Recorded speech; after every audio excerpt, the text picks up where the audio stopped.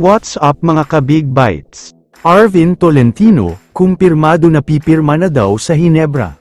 Pero bago ka sana magpatuloy sa panunood ay huwag mong kalimutang mag-subscribe sa aking YouTube channel. May konting balita lang tayo sandali tungkol sa bonus na makukuha ng Meralco, dahil pagkatapos nilang mag-champion at makuha ang kanilang first ever championship in franchise history, bigati na bonus daw ang naghihintay sa kanila. Ayon kasi sa mga reports, magbibigay daw si Boss MVP ng ×5 na bonus. Ibig sabihin niyan ay kung nasa 100,000 ang sweldo kada buwan ng isang player, mabibigyan siya ng 500,000 pesos.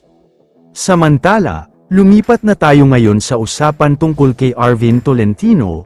Para sa mga hindi nakakaalam ay matatapos na ang kontrata niya sa Northport Batang Pier. Kung hindi ako nagkakamali ay hanggang sa July lang ang kontrata niya. Alam naman nating lahat na sa August pa magsisimula ang bagong season ng PBA, kaya naman bago pa magsimula ang 49th season, expired na ang kontrata ni Tolentino sa Northport at magiging free agent na siya.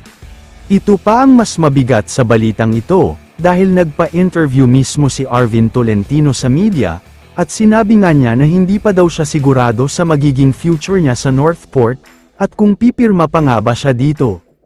Hindi daw niya aalisin sa Northport ang pagkakataon para makipag-negotiate sa kanya, pero hindi pa daw sure na magkakaroon ng contract extension, dahil posible daw na susubukan niya ang free agency.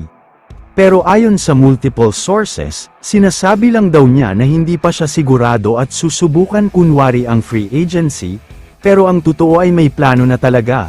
Ito nga ay walang iba kundi ang bumalik muli sa Barangay Hinebra.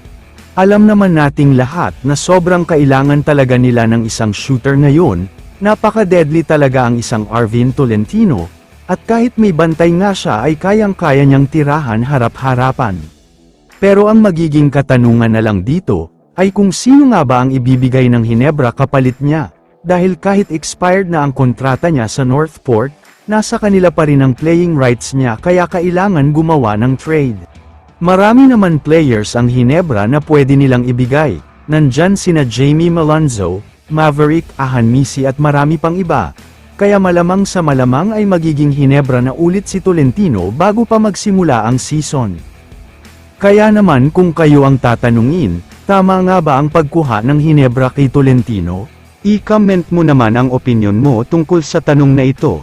Dito na muna nagtatapos ang video na ito. Maraming salamat sa panunood mga ka-Big Bites. God bless sa inyong lahat.